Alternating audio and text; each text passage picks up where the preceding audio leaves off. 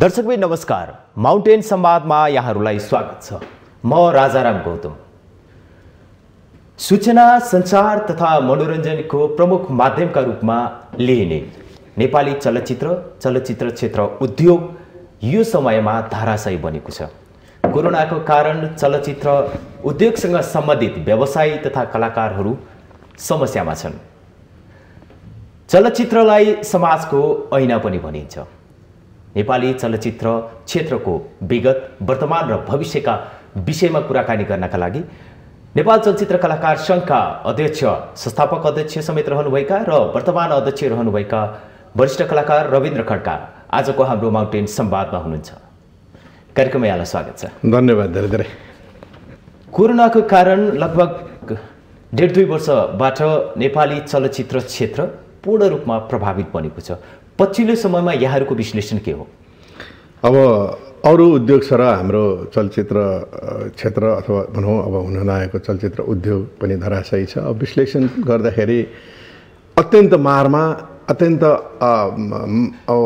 धराशायी अवस्थामा हामी चलचित्र कर्मीहरू जसले चलचित्र निर्माण गरेर थन्केर अब के अरे प्रदर्शन गर्ने क्रममा थियौँ। लाखौँ करोडौँ रुपियाँ ऋणमा अब ब्याजमा जुन ऋण लिएर जुन ब्याज तिर्न नसक्ने अवस्थामा चलचित्र कर्मीहरू एउटा आफ्नै पेसालाई पनि, एउटा राम्रो प्राविधिकलाई पनि पेसालाई परिवर्तन गरेर तरकारी पसल राख्ने हो कि अथवा रेस्टुरेन्ट खोल्ने हो कि होइन, अथवा गाउँ गएर कृषि पेसा गर्ने हो कि भन्ने किसिमको सोच आइसक्यो। यसरी अत्यन्त अब आफ्नो दैनिक जीवनलाई पनि के अरे जीवनयापन गर्नलाई पनि कठिन अवस्थामा छ होइन।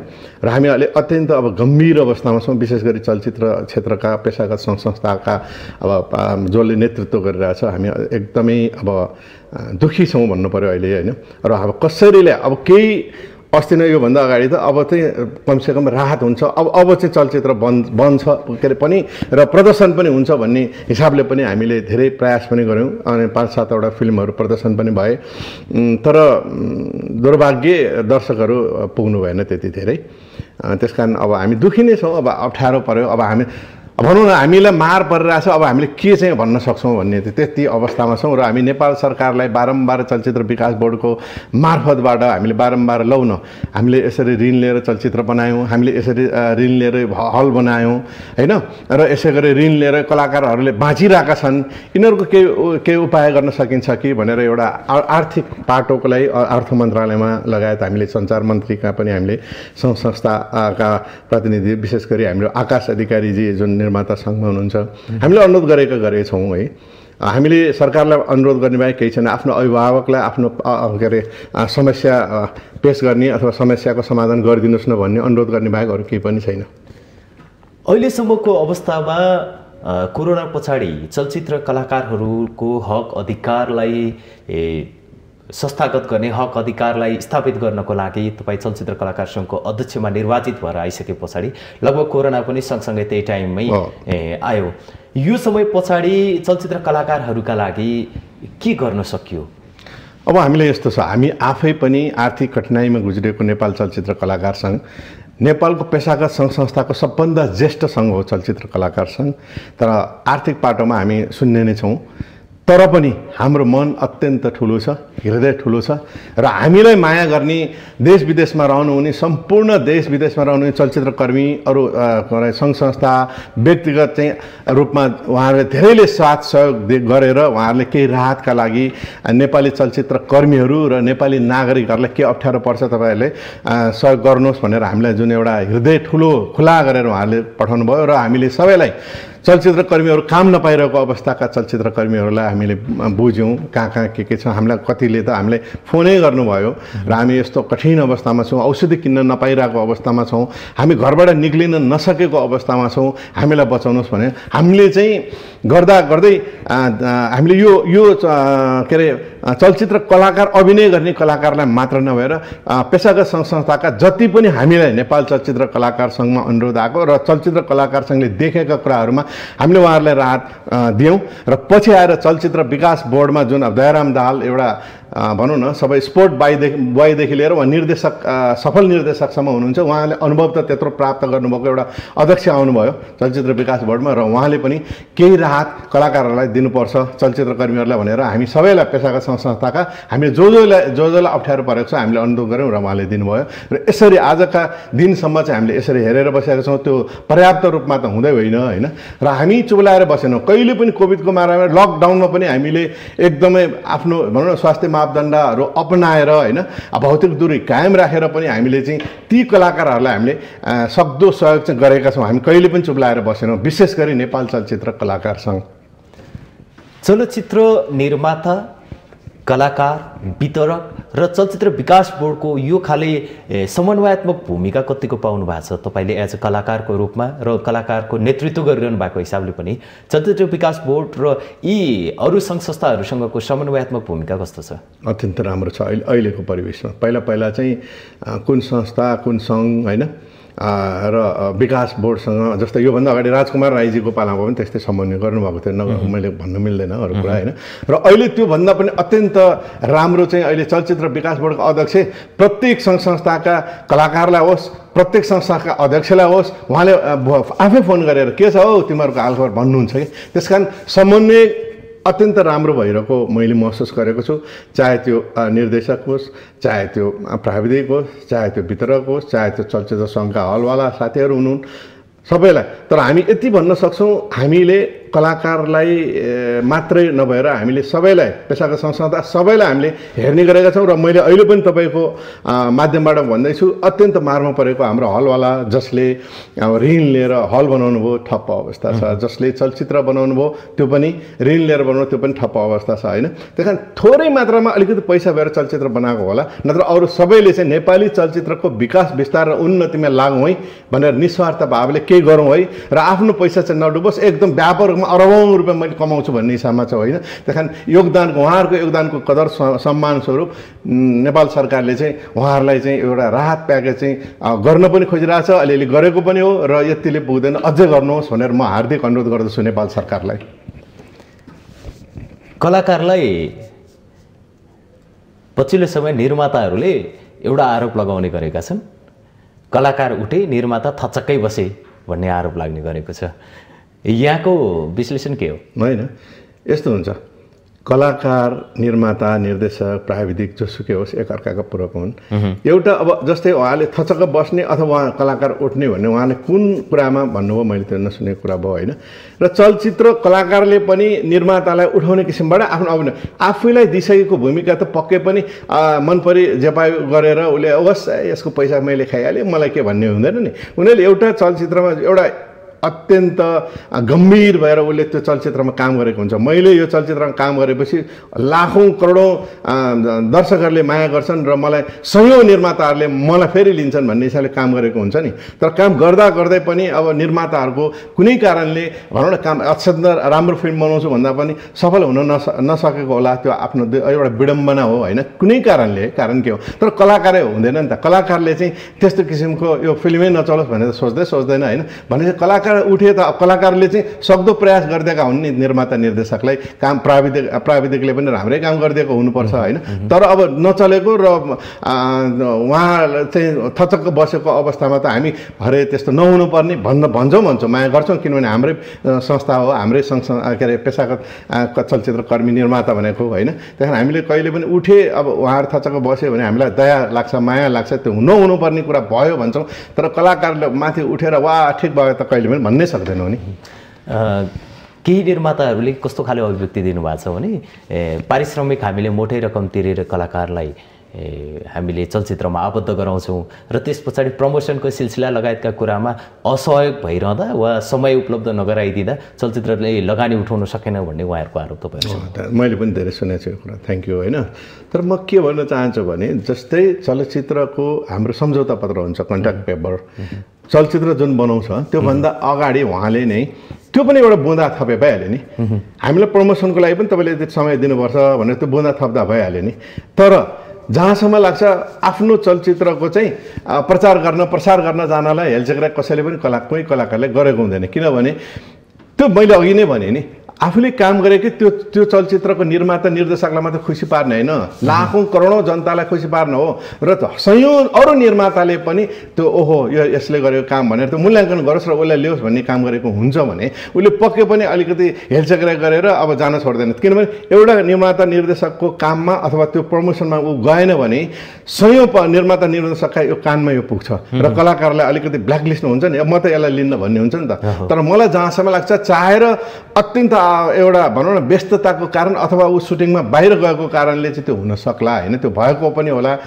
तर हेलचक्राइ गरेर त्यो प्रमोसनमा नजानी भन्ने कुरा चाहिँ नगर्लान् कि कलाकारले भन्ने मलाई लाग्छ। किनभने मसँग धेरै कलाकारहरूको सङ्गत छ र म त एउटा अभिभावकत्व ग्रहण गरेर बसेको छु नि त यो क्षेत्रमा होइन, नेपाली चलचित्र कलाकार सङ्घको अध्यक्षको हैसियतले। त्यसकारण त्यस्तै हो र कसैले हेलचक्राइ गरेको उहाँहरूलाई महसुस हुन्छ निर्माता निर्देशकलाई भने उहाँहरूले एउटा सानो एउटा निवेदन चलचित्र कलाकार सङ्घमा दिएर उहाँले चाहिँ ल यो यस्तो भयो भन्नुभयो भने हामी त्यसलाई आपसी सहमति समझदारी नै गराउन सक्छौँ र त्यस्तै पऱ्यो भने हामीले चाहिँ ल यो के हो यसलाई चाहिँ क्षतिपूर्तिको माग उहाँ गर्दै आउनुहुन्छ। कतिजना हाम्रो कलाकारलाई पनि निर्माताले पैसा दिएन भन्ने हुन्छ, तर हामी यो यस्तो भनेर कहिले पनि नेगेटिभ सोच्दैन, बोलाउँछौँ हो कि होइन।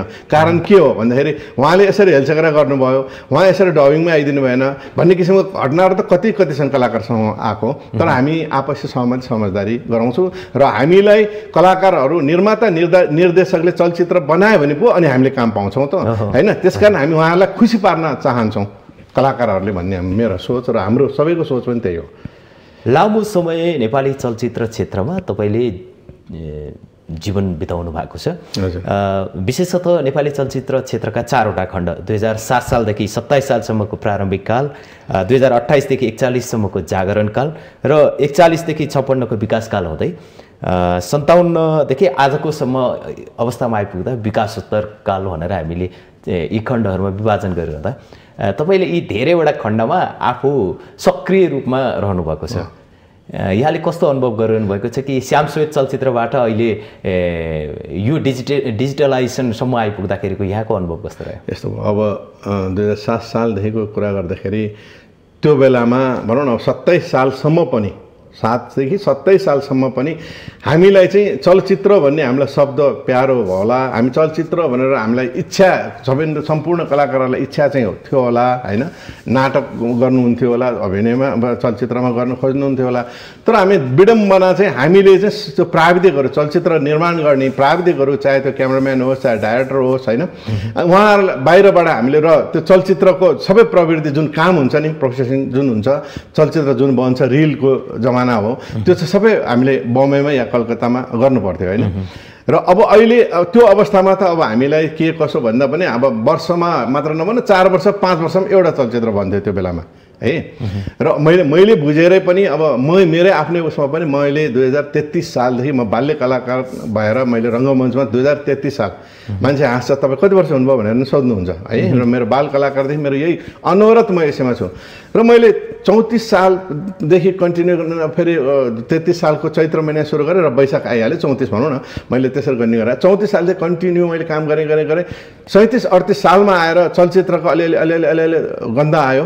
4 वर्ष 5 वर्षमा त्यही बेला पनि 4 वर्ष 5 वर्ष एउटा चलचित्र बन्न सुरु भयो र त्यसमा अब मैले चलचित्रमा पर्दामा म आउनु पाएँ कति राम्रो हुन्थ्यो भन्ने मैले पनि महसुस गरेर कति ठाउँमा मैले पनि अब अडिसन हुन्थ्यो, त्यो इन्टरभ्यू हुन्थ्यो। सयौँ चाहिने कलाकारहरू 20-30 जना हुन्थे, मेन कलाकार 5-6 जना हुन्थ्यो, तर सयौँ भनौँ न 300-400 जना कलाकारहरूले इन्टरभ्यू दिनु पर्थ्यो र पास फेल हुन्थ्यो होइन। त्यो अवस्था पनि मैले गुजारेँ र हत्यारे फेल भएछु थोक्क। अब म कहिले फेरि यो देशमा चलचित्र बन्ला भनेर 5-6 वर्षपछि कुरेर बस्नु पर्थ्यो र बिस्तारै 2-3 वर्षमा एउटा बन्न थाल्यो। अनि फेरि त्यसपछि बिस्तारै 1 वर्षमा एउटा बन्न थाल्यो।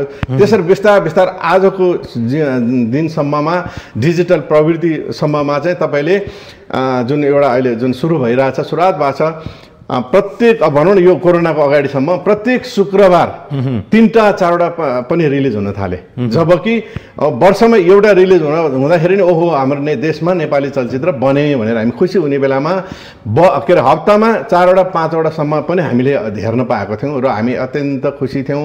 सम्पूर्ण चलचित्र कर्मीहरूले काम पाइरहेको अवस्था थियो, कलाकारहरूको पनि एकदम भाव बढिरहेको अवस्था थियो। किनभने त्यही त हो नि, मार्केट सानो भयो भने व्यापार जुन नभएपछि त उसले त कलाकारलाई कति के दिने तर त्यो एकदमै अब मार्केट ठुलो भएपछि चलचित्र बन्न थालेपछि एकदम राम्रो उसले कमाइ भएपछि त कलाकारलाई राम्रो थियो भन्ने हिसाबले हामी अगाडि खुसी नै भइरहेको थियौँ तर दुर्भाग्य अब हामी मात्र हैनौँ विश्व नै एउटा कोरोनाको महामारीबाट त्रसित छ होइन त्यसले गर्दा हामीलाई ठप्पै बनाइदिएको छ अहिलेको अवस्था त्यसरी मैले भने अब डिजिटलको अब जस्तै भिडियो चलचित्र भन्ने बिचमा भयो फेरि जस्तै 40 को दशकमा भिडियो चलचित्र भन्ने भयो जुन भिडियो चलचित्रलाई चलचित्र भनिन्थ्यो त्यो चाहिँ आज आएर डिजिटल प्रवृत्तिमा आज यही सबैको त्यो उनी यही प्रवृत्तिबाट चलचित्र बनिरहेको छ त्यो बेलामा चाहिँ रिलको थियो हैन रिलको जमाना थियो र रिल गर्दाखेरि यसलाई चाहिँ भिडियो फिल्म भन्थ्यो अब अहिले मेन फिल्म भने डिजिटल प्रवृत्तिबाट हाम्रो जुन चलचित्र आइरहेछ र हप्तामा चारवटा तीनवटा चारवटा चलचित्र एउटा रिलिज हुने क्रममा पनि हुन्थ्यो अब आएर थप पछौँ मैले अवस्था चाहिँ त्यो बेलादेखिको हेर्दाखेरि यहाँ अब भनौँ न 7 सालको त अब दिदी आदरणीय भुवनचन्द्र दिदी वसुन्धरा दिदी चैती दिदीहरूको पालामा सुभद्रा दिदीहरूको पालामा त अब चलचित्र क्षेत्रमा केटी मान्छेले एउटा नारी पात्रले फिल्म खेल्दाखेरि पनि उसका घरमा नाना थरी कुरा काट्ने बेला थियो नि समाजले कुरा काट्ने बेला हेर त्यो यस्तरी हिँडिछ भन्ने जमाना थियो आज हेर्नुहोस् घर घरमा हाम्रो नारी पात्रहरू पाउँछौँ हामी एउटा गर्वान्वित महसुस गरिरहेका छौँ नि त कलाकार जताततै हरेक घरमा एउटा कलाकार छन् भन्ने हामीलाई महसुस भएको छ धेरै कलाकारहरू हामी छौँ होइन त्यही कारण समय त्यसरी त्यो बेलादेखिको अहिलेसम्म यसरी आएको छ यति लामो समय 2034 सालबाट आफ्नो कलाकारिता यात्रा सुरु गरेको त ठ्याक्कै अहिले दिमागमा आइरहँदाखेरि यो घटना चाहिँ मेरो दिमागमा सधैँभरि रहिरह्यो भन्ने त्यस्तो अविस्मरणीय एउटा घटना सुनाउनुहोस् न अब होइन मेरो अविस्मरणीय भन्दा पनि अब दुःख कुरा मैले नाटक गर्दाखेरि एउटा 2036 सालमा एउटा नाटक गरेँ जहाँ त्यो नाटकको पात्र म जुन थिएँ मेरो आमालाई गुमाउनु परेको रोल थियो त्यसको केही महिना मैले आफ्नो आमालाई गुमाउनु पर्यो हैन अब त्यो त्यस्तो पनि अवस्था अनि मैले के नाटक गरिछु मलाई फिल भएको कुरा मैले सोध्नुभयो मैले भने त्यस्ता घटनाहरू थुप्रै छन् र अर्को अब राम्रा कुराहरू पनि थुप्रै छन् अब जस्तै यी परे दुःखका कुरा नाटक गर्दा अब चलचित्र भाग्यरेखा मेरो सुटिङ गर्दाखेरिका कुराहरू रमाइलो कुराहरू गर्दाखेरि बच्चाहरू त्यत्तिकै भाग्यरेखा मेरो उसमा के अरे गैँडाकोट भन्ने जुन हाम्रो उसमा के अरे चितवनमा सुटिङ थियो अनि त्यहाँ गाउँको भनौँ न एउटा रुख के अरे जङ्गलको सिन थियो मेरो मौसी मल्ल र म जुन हिरो हिरोइन गीतको थियो अनि हामी जहिले पनि हामी त्यहाँ सुटिङ गर्दा बच्चाहरू आउने के एक पुरा भिडभाड गरेर आउने अनि फेरि उसको के अरे टिचरहरूले अब लखड्दै लैजाने त्यो अवस्था अनि भोलिपल्ट एउटा सानो बच्चाले आएर अनि हामीलाई फेरि भोलिपल्ट त्यहीँ सिन्थ्यो अनि दाई के भने हिजो हजुरको हिजो अस्ति पनि आयो हिजो नै आयो अनि हिजो त कस्तो हामीले 2-3 जनाले हामीले पिटा खायौँ भन्यो क्या अनि मैले किन पिटा खाएको भने सरले कसरी पिट्नुभयो भने के हेत सरले यसरी कुट्नु नहुने किन कुट्यो बाबा भनेर हामीले सोधेखेरि अनि कहाँ गएको तिमीहरू भनेर यसरी हाम्रो फिल्मको सुटिङ आएको थियो भाग्यरेखाको अनि त्यहाँ रविन्द्र खड्का मौसमी दिदीहरू आउनुभएको थियो अनि त्यहाँ गएको सर भनेपछि त पिट्नु पऱ्यो अनि सर किन कुटेको भने तिमीहरूले आफू मात्र जाने त मलाई भन्नु पर्दैन भनेर क्या त्यसरी हँसायो क्या उसले अनि यति रमाइलो भयो भनेपछि त्यो बेलाको क्रेज के भने मतलब एउटा सुटिङ भन्ने चिज भनौँ न अब भनिहाल्ने मैले अघि 2 वर्ष 3 वर्ष 4 वर्ष एउटा चलचित्र भन्ने अब एउटा चलचित्र बनाउँदाखेरि सुटिङ हेर्नलाई पनि चाहे त्यो जोसुकै होस् चाहे त्यो घरमा त्यो एउटा त्यो छ होइन अनि सुटिङै हेर्नलाई तपाईँ पत्याउनुहोस् एउटा फेरि मेरो चेली भन्ने सुटिङ थियो मेरो तपाईँको उहाँ के अरे नेपालको साइडमा अनि हामी सुटिङ गरेर आउँदा अनि सबै मान्छे हराएर गाउँले उल्टेर आउने है अनि त्यसपछि हाम्रो लन्च टाइममा उहाँहरू पनि त्यो के अरे बट्टामा खानेकुरा ल्याएर बसेर खानु हुँदो रहेछ अनि के हो भने हामीले त यो सुटिङ कलाकार हिरोहरूको हिरोइन भने कस्तो हुन्छन् भनेर आएको रे कुनै कहाँ गाउँदेखि आएको रे अनि उहाँ भात खाएर आएर अब हामीले नै यहाँ खाजा खाने र बेलुकासम्म के उहाँलाई रमाइलो हो अथवा उहाँलाई के इच्छा थियो थाहा छैन होइन आएर बस्नुहुन्थ्यो क्या त्यो बेलाको सुटिङ अब अहिले हरेक ठाउँमा सुटिङ हुन्छ त्यो सुटिङको कसैले मतलब गर्दैन होइन त्यही कारण यस्ता कुराहरू घटनाहरू यस्ता रमाइला कुराहरू थुप्रै छन् होइन तर अब यहाँ अहिले तपाईँको समय पनि छैन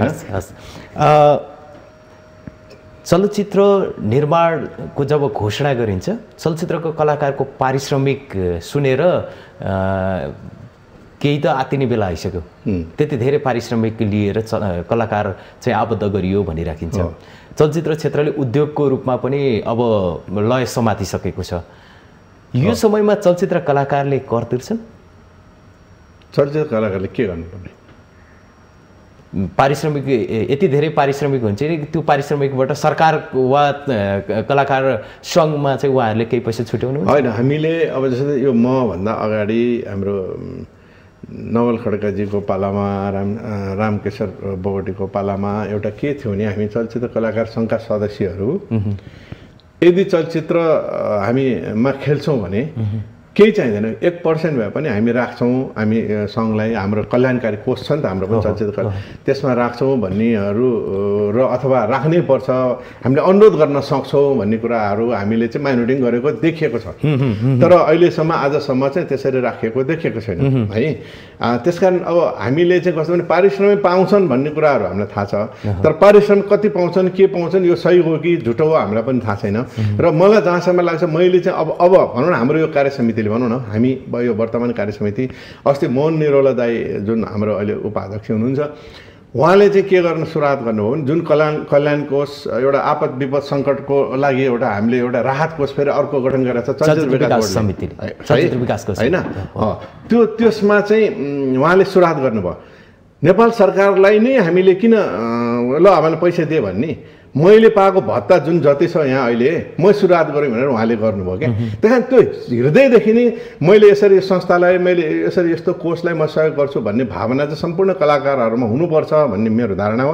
र मैले कतिपय कुराहरू पहल नगर्दा पनि हुनसक्छ नि, जस्तै मैले कोही पनि राम्रो कलाकारहरूलाई लौ तिमीले यसमा यति पायो बाबु यसमा यसो गर न त भनेर भन्ने मान्छे पनि नभएको हुनसक्छ भन्ने मलाई लाग्छ र हामी यसलाई सुरुवात गर्दैछौँ।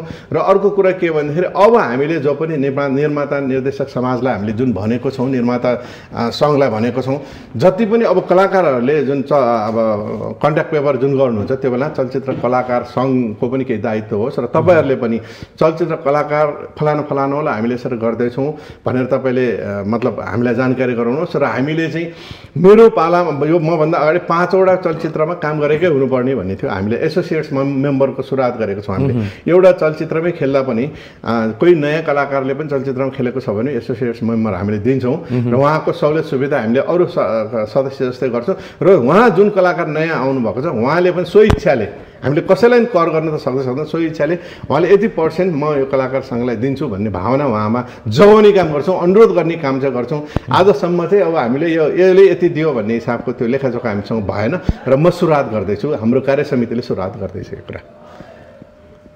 चलचित्र छायाङ्कनका क्रममा दुर्घटना हुँदा होस् या कलाकारले आफ्नो उमेरसँगै कहिलेकाहीँ काम गुमाएर बसिरहँदाखेरि अकालमा मृत्यु भयो भने त्यो काजक्रिया गर्नसम्म पनि फेरि कलाकार जुटेर पैसा उठाएर समस्या समाधान गर्नुपर्ने देखिन्छ। बडा पीडादायक हुन्छ यो कुरा समाचार पढ्दाखेरि सामाजिक सञ्जालमा हेरिरहँदाखेरि।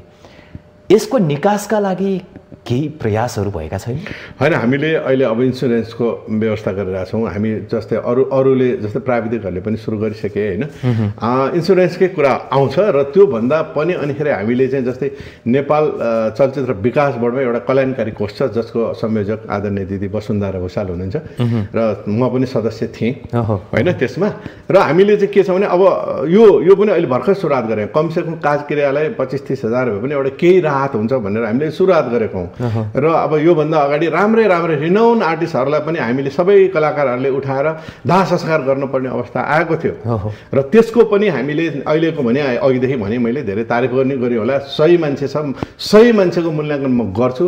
यदि गलत मान्छे छ भने त्यो मान्छेको पनि गलत मूल्याङ्कन म गर्छु। आज चलचित्र विकास बोर्डको अध्यक्ष जुन एउटा दयाराम दाहालजी हुनुहुन्छ उहाँले चाहिँ हाम्रो यही अनुरोधलाई उहाँले स्वीकार्नु भएको छ। र मैले उहाँ मार्फत के भनेको छु नेपाल सरकारलाई पनि 25, 30, 40 वर्ष नेपाली चलचित्रको लागि विकास विस्तारको लागि उहाँले एकदमै अत्यन्त महत्त्वपूर्ण योगदान गरेका हुनुहुन्छ। जो पनि कलाकारहरू 25-30 वर्षसम्म गरेपछि उहाँहरू केही न केही 2-4 वर्ष मतलब ग्याप हुनुहुन्छ। ओझेलमा परेपछि उहाँहरूलाई बिरामी हुनुहुन्छ र स्वास्थ्य उपचार गर्नलाई त्यही हाई गर्ने दर्शकहरूले नै पैसा उठाएर हामीले उहाँको स्वास्थ्य उपचार गर्नुपर्ने अवस्था छ। विडम्बना हाम्रो त्यो चाहिँ नेपाल सरकारले गरिदियोस्। भन्ने कुरा।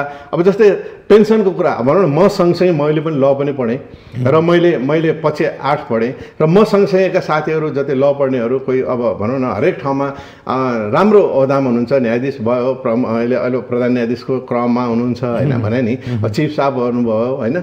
अब उहाँहरूले चाहिँ पेन्सन पाउनुभयो हामीसँगै गरेर। मैले कलाकारिता क्षेत्र अँगालेर अथवा नेपाली कला साहित्य संस्कृतिको मतलब योगदान पुर्याउनेहरूको के कदर समान भने पेन्सनको व्यवस्था हुँदैन। त्यसमा केही न केही उहाँले 60,000 पाउनुभयो भने मात्रै 6,000 7,000 भए पनि यो कलाकारहरूलाई पेन्सनको व्यवस्था होस् भन्ने किसिमका धेरै थुप्रै मागहरू मैले राखेको छु। र जहाँसम्म लाग्छ अहिले यो नेपाल सरकारले धेरै कुराहरू अहिले यसलाई चाहिँ अलिकति गहन रूपमा गम्भीर रूपमा हेरिरहनु भएको छ, केही न केही अवश्य पनि होला भन्ने लाग्छ। यति लामो समयसम्म चलचित्र क्षेत्रमा काम गरिरहँदाखेरि यो उद्योगलाई व्यवस्थित बनाउनका लागि तपाईले कलाकार भएर नि काम गर्नुभयो, निर्देशक भएर नि काम गर्नुभएको छ, निर्माता भएर नि काम गर्नुभएको छ, समग्र पाटोमा काम गर्नुभएको छ, अहिले कलाकारहरूको नेतृत्व गरिरहनु भएको छ। स्वस्थ प्रतिस्पर्धा गराउनको लागि के गर्नु पर्ला? होइन, स्वस्थ प्रतिस्पर्धा गर्नको लागि त अब हामीले स्वस्थ प्रतिस्पर्धै छ, त्यस्तो किसिमको नराम्रो किसिमको त्यस्तो केही उ त छैन। तर कसो भने यसलाई सबभन्दा पहिला त नेपाल सरकारले पूर्ण रूपमा यसलाई उद्योगको रूपमा लानु पर्यो होइन। जस्तै अरू उद्योग सरह नेपाली चलचित्रको पनि उद्योग भन्ने किसिमको एउटा नेपाल सरकारले यसलाई चाहिँ मान्यता प्रदान गरिरहेछ। यसमा पनि आकाश अधिकारीजीको जुन उद्योग वाणिज्य महासङ्घको चाहिँ एउटा प्रमुख भूमिका छ, हामीले त्यसलाई सेल्युट गर्नैपर्छ होइन।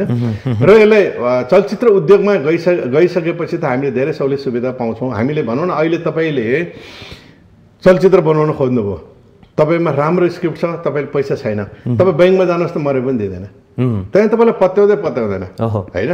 त्यसकारण यी कुराहरू जस्तै नेपाल सरकारले यसलाई चाहिँ एउटा चलचित्रको उद्योगको मान्यता प्राप्त यदि भयो भने उहाँले त्यो ब्याङ्कले पनि पत्याउनुहुन्छ नि त। यस्ता किसिमका थुप्रै कुराहरूलाई जस्तै हामी फेरि कलाकारहरूले कर नतिरेको छैन, कलाकारहरूलाई हामीले सहुलियत सुविधा दिनुहोस् भनेर हामीले चाहिँ उहाँहरूलाई वान वे गरेका छैनौँ, टु वे नै हो। हामीले पनि त के अरे करहरू बुझाइरहेका छौँ नि त होइन। त्यहाँ स्वस्थ प्रतिस्पर्धा भनेर चाहिँ कस्तो हुन्छ भन्दाखेरि, स्वस्थ प्रतिस्पर्धा त चलचित्र राम्रो बनाउन थालेपछि जस्तै अब हामी कहाँ अहिले मैले अब नेगेटिभ पनि कुरा गर्न थालेँ। के भन्दा चलचित्र क्षेत्रमा अब जस्तै योगदान कदर सम्मान गर्ने भनेर जुन चलचित्र बनाउँदाखेरि यो डाइरेक्टरले यति एउटा काम गरेको अनुभव प्राप्त भएको छ, यो कलाकारलाई यसरी यहाँदेखि यहाँसम्म आएको छ भन्ने किसिमको कुराहरू भएर अनि राम्रो कलाकारहरू लिएर स्क्रिप्टमा आजको भोलि नै तयार पारेर होइन, ल भोलि म फिल्म बनाउँदैछु भने आज तयार भयो अनि 2 लाख रुपियाँ तेरो तैँले दे, अर्को 4 लाख रुपियाँ तेरो गर्लफ्रेन्डसँग लिइदे अनि हामी सबै मिलेर फिल्म बनाऊँ भन्ने किसिमको सोच पनि र एक किसिमको एउटा जमात पनि हामी कहाँ नभएको होइन। तर त्यो उहाँहरू कहिले पनि उम्लाउन सक्नु भएन। जसले स्क्रिप्टमा धेरै बस्नुभयो, प्रतिस्पर्धा यसरी म भन्छु, जसले अब राम्रो ठ्याक्कै छानिएको छ, दर्शकले ठ्याक्कै छुट्याउनु भएको छ, यो टिम हामीसँग 8-10 वटा राम्रो टिम पनि त यो चलचित्र उद्योगमा छ नि त होइन। उहाँहरूको चलचित्र चाहिँ चल्ने, अरूको नचल्ने। किन भन्दाखेरि त्यो आपसी अब प्रतिस्पर्धा भन्दा पनि छ्याट्टै छुटाउनु भएको छ र राम्रो टिमहरूले राम्रो चलचित्र बनाएर छ। अब अलिकति शौकको रूपमा आउने केही साथीहरूले चाहिँ एउटा आउनुहुन्छ, भोलिपल्ट उहाँहरूले फिल्म बनाउन सक्नुहुन्न भनिहालेँ मैले। अब आफूमा पैसा जम्मा गर्नुहुन्छ र अब उहाँले आफ्नो मान्छेलाई हिरो लिनुहुन्छ, आफ्नो मान्छेलाई के अरे हिरोइन लिनुहुन्छ। त्यसरी चलचित्र जुन भन्नुभन्दा योगदानको कदर सम्मान होस्, जसले यही चलचित्र विधामा एउटा अत्यन्त एउटा काम गरिरहनु भएको छ, उहाँ जसले एउटा महत्त्वपूर्ण योगदान पुर्याउनु भयो, उहाँहरूलाई हेरेर चलचित्र बनोस् भन्ने चाहन्छु। र मैले बारम्बार एउटा के अरे हाम्रो निर्देशकहरूलाई के भन्ने गरिरहेको छ भने प्राविधिकै हुन दिनुहोस्। हाम्रो यहाँ कस्तो छ भने कलाकारको एउटा चलचित्र कलाकार सङ्घको सदस्यताको हिसाबले मैले कुरा के गरेर भने जस्तै चलचित्र क्षेत्रका विशेष गरी कलाकार सङ्घका सदस्यहरूलाई चाहिँ चलचित्रमा काम दिनुपर्छ। अब हाम्रो यहाँ के छ भने कलाकार सानो एउटा रोल जसलाई राख्यो भने हुन्छ भन्ने सोच राख्नुहुन्छ। बाटोमा दर्शकहरू चलचित्र हेर्न आएको मान्छेलाई के अरे ल आइदिनुहोस् न, यति डायलग बोलिदिनुहोस् भन्नुहुन्छ। र आउनेखेरि हाम्रोमा प्राविधिकमा भान्सामा काम गरिरहेको स्टपमा दम दिइरहेको मान्छेलाई आइज त पुलिसको लुगा लगाइहाल्छ हतन पत भनेर त्यो चिया छोडेर पुलिसको लुगा लगाउन आउँछ। त्यस कारण मैले सम्पूर्ण निर्देशक मित्रहरूलाई के भन्छु भने कलाकारलाई कलाकार मात्र हुन दिनुहोस् र उहाँको योगदानको कदर सम्मान स्वरूप अरू कलाकारलाई मतलब भनौँ न अरू प्राविधिकलाई कलाकार बनाउने कोसिस नगर्नु, उहाँले नै सबै काम पाओस् होइन, त्यसरी चलचित्र बनोस् भन्न म चाहन्छु। र उहाँ कमसेकम होइन एउटा कलाकारले आफ्नो काम त पाए नि, अर्काको शोध भर्नामा अरू कलाकार नलियोस् भन्ने चाहन्छु।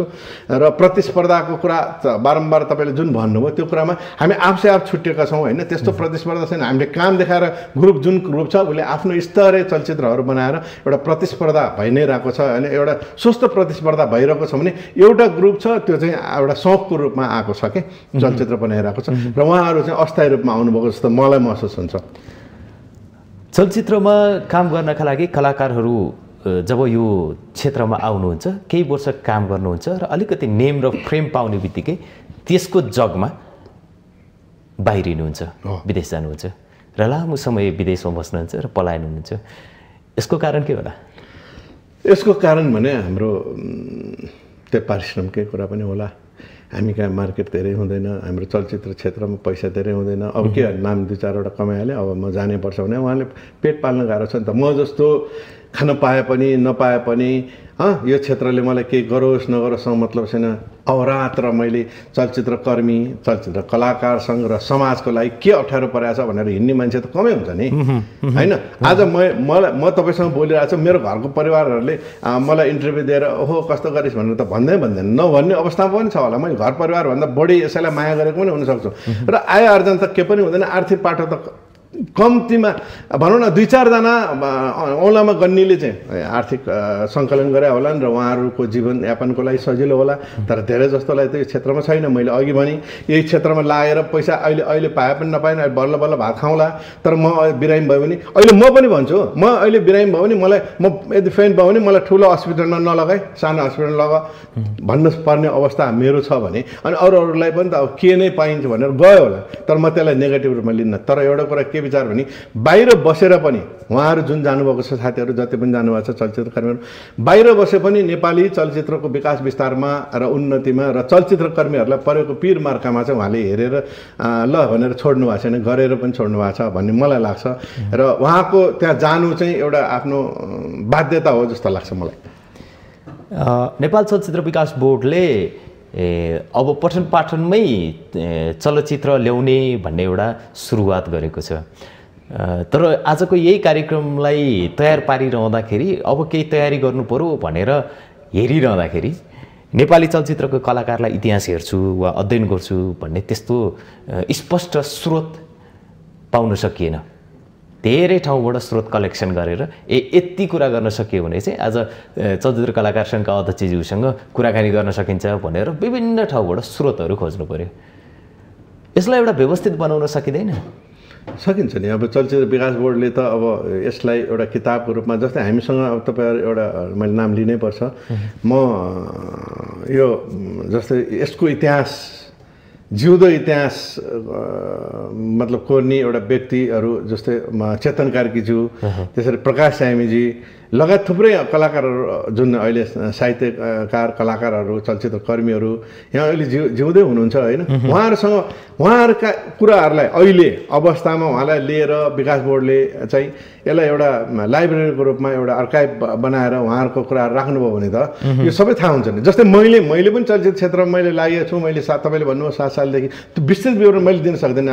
आजसम्म शान्तिमा के अरे हाम्रो भुवन दिदी, वसुन्धरा दिदी, चैत्य दिदीहरू हुनुहुन्छ, त्यो पुरानो अग्रजहरू निर्दय हुनुहुन्छ। आज हरेक उहाँ पनि बाल्यकालदेखि यो क्षेत्रमा लाग्नुभएको निर्सा होइन, लक्ष्मीनाथ शर्मा जीवित हुनुहुन्छ, प्रदीप उपाध्याय हुनुहुन्छ, थुप्रै विशिष्ट कलाकर्मीहरू हुनुहुन्छ नि त। उहाँहरूले लिएर त्यो कुराहरू उहाँबाट सुनिएर एउटा राम्रो किताब छाप्ने र उहाँहरूको इतिहासलाई राख्ने, जसले आजसम्म गरेका महत्त्वपूर्ण योगदानको कदर सम्मान स्वरूप उहाँहरूलाई चाहिँ एउटा राम्रो स्थान दिने भन्ने हिसाबले गर्नुभयो भने त त्यो किताब तपाईँले त्यो सिलेबसमा राख्न सक्नुहुन्छ अनि बुझ्नुहुन्छ र नेपाली चलचित्र क्षेत्रको रिलदेखि आजसम्म कसरी के भयो भन्ने कुराहरू त पढ्न पाइन्छ होइन।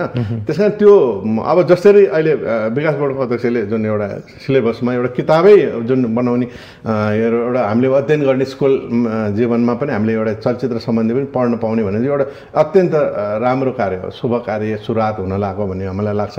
तर यसको लागि मैले अहिले नाम भने, तर त्योभन्दा पनि छुट्टै अझै कति थुप्रै एउटा वरिष्ठ कलाकार कर्मीहरू अहिले हुनुहुन्छ, उहाँहरूलाई तुरन्त लिएर एउटा कमिटी बनाएर यहाँ उहाँले चाहिँ यो उसलाई चाहिँ सहयोग हुन्छ यो बनाउनलाई भन्ने मलाई लाग्छ। नेपाली चलचित्र क्षेत्रलाई विदेशी चलचित्रको प्रभाव सबैभन्दा धेरै छ र विदेशी चलचित्रका कारणले गर्दाखेरि कति चलचित्रको लगानी नउठ्ने वा चलचित्र वितरण प्रणालीमै यसले अस्तव्यस्त बनाइदिने जुन किसिमको भनौँ न यो हामीले समस्या भोगिरहेका छौँ, नेपाली चलचित्र क्षेत्रले यो समस्या भोगिरहेको छ।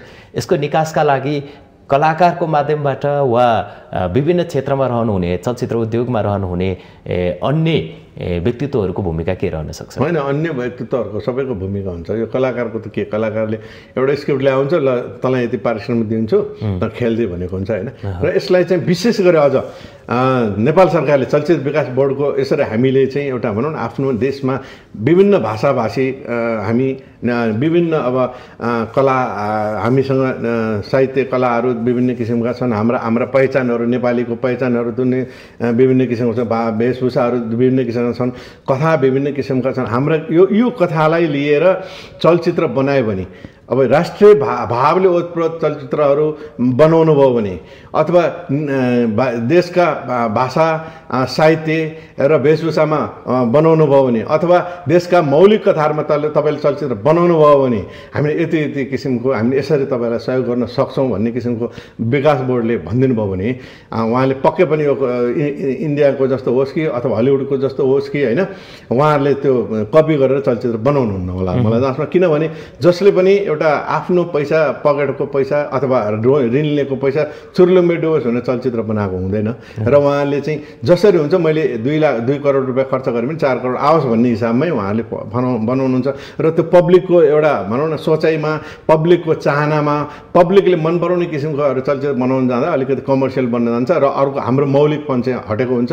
त्यसमा चाहिँ गम्भीर रूपमा हामीले कलाकारले त होइनौँ, हामीलाई त स्क्रिप्ट यति छ यस्तो छ तिमी काम गरिदियो भने चाहिँ हामी काम गर्छौँ होइन। हाम्रो दायित्वभन्दा पनि अरू बाहिर बस्ने जस्तै लेखकहरूको भयो होइन, विशेष गरी हाम्रो चलचित्र विकास बोर्ड नेपाल सरकारकै चाहिँ दायित्व प्रमुख दायित्व हो यसलाई चाहिँ सुधार्ने अथवा यसलाई चाहिँ अग्रपङ्क्तिमा यसरी लान सक्ने, चलचित्र राम्रो बनाउन सक्ने, मौलिकपनको बनाउन सक्ने हिसाबमा राष्ट्रभावको ओतप्रोत भएको चलचित्र बनाउन सक्ने, भाषा वेशभूषा सबैमा चाहिँ यदि चलचित्र बन्छ भने विकास बोर्डले नै पहल गर्नुपर्छ, बन्छ पनि। आम सर्वसाधारणको धारणा छ र केही विश्लेषकहरूको भनाइरहन्छ कि चलचित्र कलाकारहरू देशका गहना हुन्, तर हाम्रो मान्यता छ चलचित्र कलाकार देशका अभिन्न अङ्ग हुन्। गहना त फुकालेर राख्न सकिन्छ, तर अभिन्न अङ्ग चाहिँ झिकेर राख्न मिल्दैन, यसलाई सँगै लिएर हिँड्यो भने मात्रै मजबुत बनाउन सकिन्छ भन्ने हामी मान्यता राख्छौँ। यहाँ आफै कलाकार भइरहँदा चाहिँ यहाँहरूको मान्यता चाहिँ कस्तो हुन्छ? होइन, तपाईँले भने जस्तै हामी देशको गहना पहिला भन्ने गरेका थियौँ होइन। त्यो देशको गहना भने एकछिन लायो अनि फर्क्यो अनि त्यो मतलब नगर्ने भने त्यसमा हामीले दुईवटा अर्थ पनि हुनसक्छ। एउटा हामीलाई नेपाल सरकारले अथवा अरू सबैले जतिले पनि हामीलाई हेर्छन् एकछिन क्षणिक मनोरञ्जन गर्छन् सिद्धियो कलाकार भन्ने हिसाबले पनि हो कि भन्ने। राष्ट्रिय गहना हुन्, गहना त हुन् एकछिन झल्ल भयो, बिहा वर्तमान पार्टीहरूमा लाउँछन्, त्यसपछि कहाँ छ कसको गहना के छ थाहा हुँदैन। तपाईँ अब जसले गहना लाएको हुन्छ त्यो बिहा वर्तमानमै देखिन्छ राम्रो गहना, फलानुसँग त यो चिज रहेछ भन्छ, त्यो सिद्धियो। त्यो हिसाबले हुनसक्छ होइन। र म अर्को तपाईँको भनाइअनुसार अभिन्न अङ्ग हौँ हामी, किनभने हामी वास्तवमा यो देशको एउटा सामाजिक अभियन्ता पनि हौँ। हामी चलचित्र कर्मी अथवा हामी कलाकर्मीहरू जब देशमा राजनीति परिवर्तन हुन्छ महत्त्वपूर्ण भूमिका कलाकारको हुन्छ। त्यहाँदेखि अभिन्न अङ्ग हामी हौँ है। तपाईँ विचार गर्नुहोस्, हरेक ठाउँमा जस्तोसुकै आन्दोलनमा पनि यदि एकछिन कलाकारले गीत गाइदिएन भने त्यो उनीहरू त्यो आन्दोलनै सुक्दै जान सक्छ, माहौलै तात्दैन। त्यहाँदेखि हामी एउटा राष्ट्रिय अभियन्ता पनि हौँ। अब जब जब देश परिवर्तन हुन खोज्छ, एउटा हामी के अरे भनौँ न एउटा परिवर्तनशील महत्त्वपूर्ण भूमिका खेल्ने चलचित्र कर्मी कलाकर्मीहरू हौँ होइन। त्यस कारण हामी महत्त्वपूर्ण अङ्ग हौँ हामी यो देशको भनेर हामीलाई लाग्छ। यो कलाकार भनेको कलाकार सबैका साझा हुन् भनिन्छ, तर तपाईँ आफै कुनै एउटा पार्टीको कार्यकर्ता बनेर पछि मेयर पनि बन्नुभयो। कलाकार र राजनीतिको सम्बन्ध कलाकार साझै भएको राम्रो थियो नि, होइन? हो, कलाकार साझा भएकै राम्रो हो, सकेसम्म पार्टीमा नलागेकै राम्रो हो। तर के भन्दाखेरि समय परिवर्तन भयो क्या। हामी चेतनशील नागरिकहरू कुनै पनि देशका राजनीति पार्टीहरूप्रति आस्था राख्छन्, त्यसमा होइन यो राजनीति गर्नु हुँदैन भन्ने पक्षमा म पनि भइनँ। मैले सबभन्दा पहिला आवाज उठाउने कलाकार भएर राजनीति गर्नु हुँदैन भन्ने पहिलो मलाई जहाँसम्म लाग्छ कला क्षेत्रमा भन्दाखेरि मलाई सबैले होइन यो त्यस्तो होइन होला कहाँ त्यसले त्यस भने भन्ने कुरा गरे। अब अहिले आएर म एक्लो भएँ के, सबै राजनीतिसँग पार्टीसँग आस्था हुने कलाकार थुप्रै थुप्रै भए, भट्टाभट नेता बठा जाने टिका लगाउने भए। अनि मैले पनि म किन एक्लो हुने भन्ने हिसाबले मैले एउटा पार्टी आस्था त राखेँ होइन। तर अर्को कुरा के भने जब हामी जस्तै हाम्रो पेसागत संस्था हामी लाग्छौँ, हामी चलचित्र कर्मीहरूको हकहितमा र चलचित्र कलाकार सङ्घको मतलब हकहितमा हामी हिँड्छौँ भने चाहिँ त्यहाँभित्र चाहिँ राजनीति हुनु हुँदैन भन्ने मान्यता राख्ने। मैले कहिले पनि तपाईँलाई थाहा छ अथवा कतिलाई थाहा छ होला म पार्टीमा छु भने, र कति धेरैलाई मैले कहिले पनि कुनै पार्टीको झन्डा बोकेर ल यो मेरो पार्टी हो यसले गरेको कुराहरू ठिक छ भन्ने नराम्रो काम गर्छ भने मेरो पार्टीकोलाई पनि विरोध गरेको छु मैले, राम्रो काम गर्छ भने अर्काको पार्टीको पनि सपोर्ट गरेको छु मैले। त्यस कारण मलाई चाहिँ जहाँसम्म लाग्छ कुनै पार्टीमा छ भन्न सक्दैनन् अवस्था मलाई चाहिँ त्यस्तो लाग्छ र त्यो गर्नुहुन्न। राजनीति आस्था चाहिँ राख्नैपर्छ अहिलेको बेलामा होइन। तर कुनै पार्टीकै झन्डा बोकेर जे पनि एउटा अननोन केही नथापा जस्तो गरेर अथवा भनौँ न सपोर्ट चाहिँ यसरी गरेर हिँड्नु हुँदैन, थाहा चाहिँ हुनुपर्छ भन्ने। तपाईँलाई पछिल्लो समयमा आरोप लागेको छ कि तपाईँले भ्रष्टाचार गर्नुभएको छ, तपाईँले रकम हिनामिना गर्नुभएको छ, स्वीकार्नुहुन्छ? अब तपाईँले हेर्नुभयो, तपाईँलाई कस्तो लाग्छ? मैले उहाँले जसले मलाई आरोप लगाउनु भयो उहाँले कस्तो नबुझे जस्तो लाग्छ मलाई। के नबुझ्यो भन्दाखेरि चलचित्र विकास बोर्डले जुनबाट पैसा लिएर मैले चाहिँ हिनामिना गरेँ भन्ने हो। मैले पनि अब अहिले भर्खरै र उहाँ विडम्बना कस्तो भने उहाँ एउटा राम्रो पत्रकार मात्र होइन, उहाँ एउटा हाम्रो लागि एउटा कलाकार सङ्घको एउटा एकदमै सहयोगीको रूपमा पनि हुनुहुन्छ। र मैले पटक पटक उहाँलाई के भन्छु भने चलचित्र कर्मीहरूले यदि नराम्रो अभिनय गरेका छन् अथवा भट्टीमा गएर जाँड खाएर जे पायो गरेका छन् अथवा उनीहरूले उहाँलाई कहीँ रेड एरियामा कहीँ समातिएको छ भने तपाईँले छोटो होइन। तर उहाँले बुझ्नु भएन, उहाँले मलाई जुन मतलब एउटा लगाइदिनु भयो उहाँले आरोप। चलचित्र विकास बोर्ड मैले राहत धेरै मान्छे देश विदेशबाट आएको राहत पनि मैले सबैलाई बाँडेँ। इभन उहाँ पनि एउटा पाटो हुनुहुन्छ, उहाँले पनि उहाँले राहत लिनुभएको छ चलचित्र कलाकार सङ्घको, उहाँले राहत लिनुभएको छ र उहाँले सिफारिस गरेका थुप्रै कलाकारलाई मैले राहत दिएको छु। उहाँले मलाई भन्नु एउटा अर्थहीन कुराहरू जुन भन्नुभयो र हामीले एसी पेमेन्ट गरेका छौँ सबैलाई भनेपछि कहाँनिर छ त्यो उहाँले बताइदिनु भयो भने 43-44 वर्षको मेरो योगदानको जुन मैले आफैले जुत्ताको माला लाएर म हिँड्छु होइन भने यस्ता चाहिने कुराहरू उहाँले भन्नु हुँदैन। उहाँ आफै स्वयं मेरो राहत लिएको व्यक्ति हो उहाँ। हस्, आफ्नो अमूल्य समय दिनुभयो त्यसको लागि धन्यवाद। धन्यवाद तपाईँलाई पनि धेरै धेरै। आदरणीय दर्शकबिन, आज हामीले नेपाली चलचित्र क्षेत्रका विषयवस्तुबारे हामीले माउन्टेन संवादमा नेपाली चलचित्र कलाकार सङ्घका अध्यक्ष वरिष्ठ कलाकार रविन्द्र खड्कासँग कुराकानी गऱ्यौँ। हरेक दिन फरक विषयवस्तु र फरक व्यक्तित्वसँग माउन्टेन संवादमा आउने नै छौँ। आजलाई भने बिदा दिनुहोस्। नमस्कार।